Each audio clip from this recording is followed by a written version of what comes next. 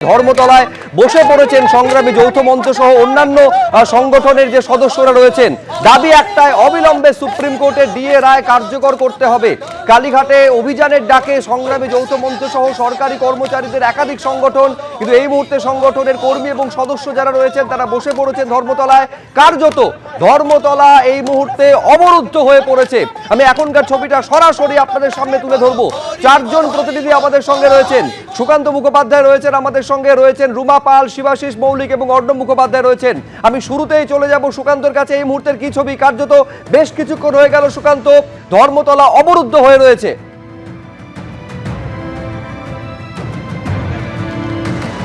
দেখো, একেবারে 2 ঘন্টারও বেশি সময় ধর্মতলা অবরুদ্ধ হয়ে পড়েছে। তোমাকে একবার সরাসরি আন্দোলনকারীরা যেখানে রয়েছেন সেটা দেখাবো। তারা বিক্ষিপ্তভাবে রয়েছেন, তবে সব থেকে বেশি জমায়েত কিন্তু ঠিক ডরিনা ক্রসিং এর মুখে রয়েছে।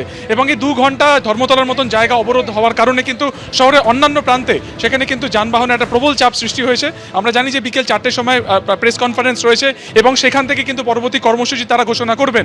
কিন্তু সেই পরিস্থিতি যদি সেটা আরও পরের দিকে করা, অর্থাৎ বিকেল 5টার দিকে করা বা তার পরের দিকে করা, পরিস্থিতি কতটা ভয়ানক হতে পারে সেটা কিন্তু আন্দাজ করাই যায়। তার কারণ হচ্ছে তারপরে কিন্তু ট্রাফিকের সমস্যা আরও বাড়তে থাকবে। কলকাতা পুলিশের তরফে তারা কিন্তু তাদের অবস্থানে অনড়, যেহেতু কলকাতা পুলিশের কাছে কোনো পারমিশন নেই, সেই কারণে কিন্তু কাউকে এই ব্যারিকেড টপকে যেতে দেওয়া হবে না। এবং অন্যদিকে আন্দোলনকারীদের স্পষ্টত বার্তা যে মুখ্যমন্ত্রীকে এখানে আসতে হবে, নইলে মুখ্য সচিবকে আসতে হবে, সরকারি কোনো আধিকারিককে আসতে হবে। তাদের ডিএ সংক্রান্ত যে দাবি দাবা রয়েছে, তাদের অনিয়মিত কর্মচারীদেরকে নিয়মিতকরণের যে দাবি রয়েছে, 6 লক্ষ শূন্য পদে নিয়োগের যে দাবি রয়েছে, এই দাবিগুলোকে পূর্ণ করতে হবে। এবং সেই কারণে তারা সরকারি আধিকারিকের সাথেই কথা বলবেন। সেই কারণে তাদেরকে যদি যেতে না দেওয়া হয় তাহলে কোনো সরকারি আধিকারিককে এখানে আসতে হবে এবং তাদের সাথে কথা বলতে হবে।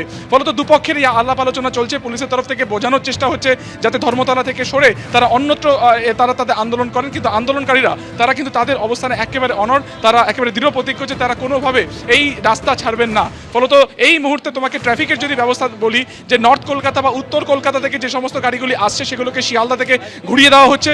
কিছু গাড়িকে লালবাজারের সামনে থেকে বিবিধি বাগ হয়ে দক্ষিণ কলকাতা বা অন্যদিকে সরিয়ে দেওয়া হচ্ছে। অন্যদিকে দক্ষিণ কলকাতা থেকে যে সমস্ত গাড়িগুলো আসার সেগুলোকে রেড রোড, নাহলে সেগুলোকে একেবারে এক সাইডের পাশ থেকে ঘুরিয়ে দেওয়া হচ্ছে। ফলত ধর্মতলা মোড়ে এই মুহূর্তে প্রায় 2 ঘন্টারও বেশি সময় ধরে অবরুদ্ধ হয়ে আছে, যেখানে সংগ্রামী যৌথ মঞ্চ ছাড়াও আরও একাধিক সংগঠন তাদের দাবি দাওয়াকে কেন্দ্র করে এখানে তারা অবস্থান করছেন। ক্যামেরা অতনুকুণ্ডু যে ছবি দেখাচ্ছে যে এই আন্দোলনকে কেন্দ্র করে ধর্মতলার প্রত্যেকটা যে রাস্তা, লেনিন সরণি, এসএন ব্যানার্জি বা অন্যদিকে বিধান মার্কেট থেকে একেবারে ইডেন গার্ডেন্সের দিকে যাওয়ার রাস্তা কিংবা পার্ক স্ট্রিটের দিকে যাওয়ার রাস্তা, পুরো রাস্তা কিন্তু এই মুহূর্তে পুরো একেবারে অবরুদ্ধ অবস্থাতে রয়েছে এবং দুপক্ষেরই টানাপোড়েনের মধ্যে ভোগান্তি থেকে রয়েছেন কিন্তু সাধারণ মানুষ। একেবারে সাধারণ মানুষের ভোগান্তি। সপ্তাহের কাজের দিনে ধর্মতলা অবরুদ্ধ হয়ে রয়েছে, কিন্তু যে দাবি তারা করছেন যে সুপ্রিম কোর্ট স্পষ্ট নির্দেশ দিয়েছিল যে বকেয়া ডিএর 25% অবিলম্বে মিটিয়ে দিতে হবে, কিন্তু সেই নির্দেশ কার্যত কানে তোলেনি রাজ্য সরকার। এখনো পর্যন্ত সেই 25% ডিএ মেটানো হয়নি। সেইটা অবিলম্বে যেমন মিটিয়ে দিতে হবে, যে লক্ষ লক্ষ শূন্যপদ এখনো রয়েছে সেই শূন্য পদে নিয়োগ করতে হবে, এই দাবিতে টানা চলছে অবস্থান বিক্ষোভ।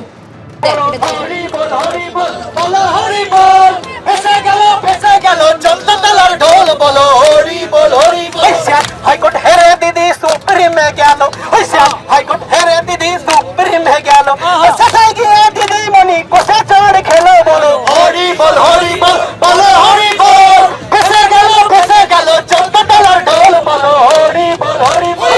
হাইকোর্ট হেরে দিদি সুপ্রিমে গেল, হাইকোর্ট হেরে দিদি সুপ্রিমে গেল, ফেসে গিয়ে দিদি মনি কোষে চড় খেলো, বলো।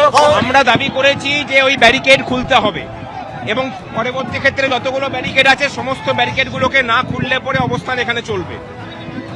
এবং আমরা এটাও বলেছি যে আমরা সরকারি কর্মচারী, আমরা বাইরের কোনো লোক নই।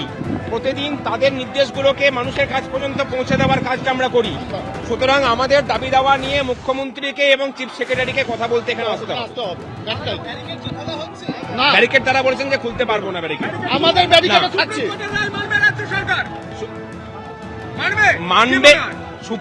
এটা পশ্চিমবঙ্গ একটা স্বাধীন দেশ।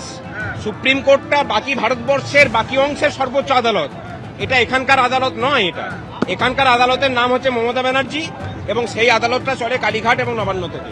সুতরাং এখানে সুপ্রিম কোর্টের রায়কে মান্যতা দেবে কেন? আমরা এই রাজ্যের গণতন্ত্রপ্রেমী মানুষ, সুপ্রিম কোর্টের রায়কে মান্যতা দেওয়ার জন্য এবং সুপ্রিম কোর্টকে এখানে মান্যতা যাতে দেওয়া হয় তার জন্য পথে নেমেছি। আমাদেরও চলবে। ব্যারিকেড চলবে, অবস্থান চলবে এখানে। পুলিশের ব্যারিকেড চলবে, আমাদেরও ব্যারিকেড চলবে, একদম অবরোধ যেভাবে আমরা আছি এখানে অবস্থান চলবে। চিফ সেক্রেটারি অথবা মুখ্যমন্ত্রী এসে পরে দেখা আসে করবে। কথা বলুন। এবিপি আনন্দ, এগিয়ে থাকে, এগিয়ে রাখে।